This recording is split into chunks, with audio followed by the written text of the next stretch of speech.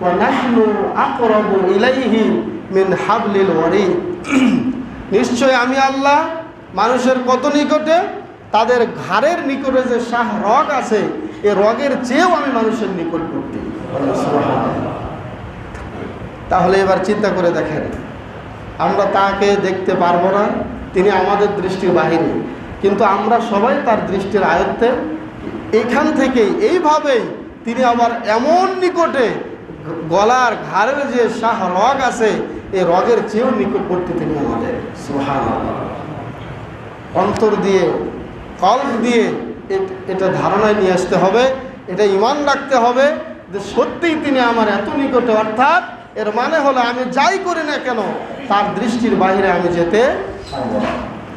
সম্মানিত উপস্থিতি, তাহলে এত কাছে তিনি আমাদের, এখন আমাদেরও তো উচিত তার কাছে যাওয়া, তার নিকটবর্তী